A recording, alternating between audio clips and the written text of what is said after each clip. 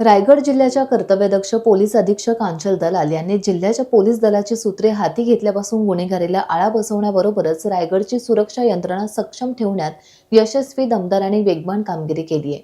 अनेक क्लिष्ट आणि अवघड गुन्हे मोठ्या शिताफीने उघडकीस आणून आरोपींच्या राज्य आणि राज्याबाहेरील प्रदेशातून मुसक्या आवळण्यात रायगड पोलीस अव्वल राहिला आहे. पोलीस अधीक्षक आंचल दलाल यांनी एकूणच सर्व घडलेले गुन्हे आणि तपास याबाबत रायगड जिल्हा पोलीस दल वार्षिक आढावा सन 2025 वर्षातील कामगिरीचा प्रगतशील आणि चढता आलेख मांडला आहे. आज या ठिकाणी 2025 मध्ये रायगड पोलिसांची जी कामगिरी झालेली आहे त्यानिमित्त एक प्रेस कॉन्फरन्स घेण्यात येत आहे. या अंतर्गत पोलीस दलाची जे शरीराविरुद्ध गुन्हे आहे त्याच्यात जे वाढ झालेली आहे ते शेअर करण्यात आला. सोबतच जे मालमत्तेविरोधात गुन्हे आहेत त्याच्यात डिटेक्शन रेटमध्ये आणि जे प्रॉपर्टी रिकव्हरीच्या प्रमाण आहे त्याच्यात जे वाढ झालेली आहे ते शेअर करण्यात आलेली आहे. सोबतच आपले जे कम्युनिटी पोलिसिंगचे जे इनिशिएटिव्ज आपण हाती घेतलेले आहे त्याबद्दल माहिती देण्यात आली होती. त्या केसमध्ये आतापर्यंत एकूण 12 आरोपी अटक करण्यात आलेले आहे. त्याच्यात असा निष्पन्न होत आहे की जे रवींद्र देवकर आहे त्यांनी सुपारी देऊन काही लोकांना बाहेरून बोलवलेला होता आणि त्यांच्या माध्यमातून हे खुनाचा गुन्हा घडवण्यात आलेला होता.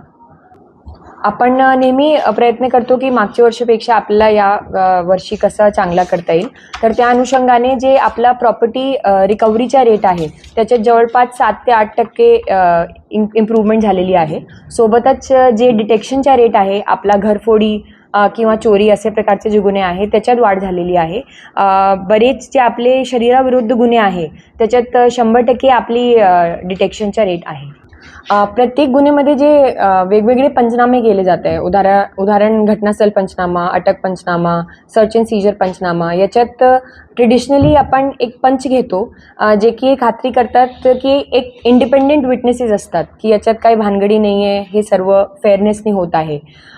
तर यासाठी आता एक ई साक्ष म्हणून ॲप तयार करण्यात आलेली आहे ज्याच्यात ही पूर्ण प्रक्रिया घटनास्थळ पंचनामा किंवा दुसरा पंचनामा करण्याची व्हिडिओ रेकॉर्ड केली जाते आणि हे एक सेंट्रलाइज्ड सर्व्हरवरती क्लाउडवरती सेव्ह होती आहे. यामुळे जे सत्यस्थिती आहे घटनास्थळची तो व्हिडिओ फॉर्ममध्ये, ऑडिओ फॉर्ममध्ये कोर्टासमोर सादरीकरण त्याच्या केला जाऊ शकत आणि त्याच्यात कुठलीही बदल केली जाऊ शकत नाही किंवा जी वस्तुस्थिती आहे ते त्यानुसारच कोर्टासमोर येणार.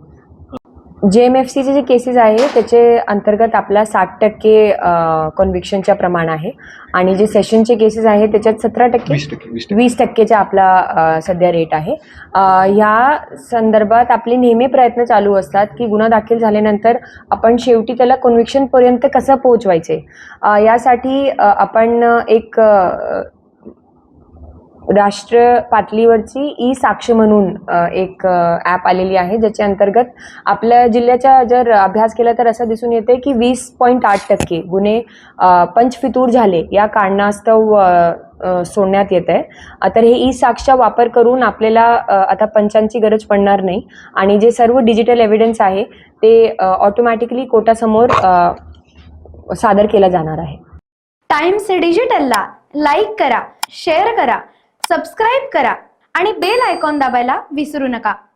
Times digital.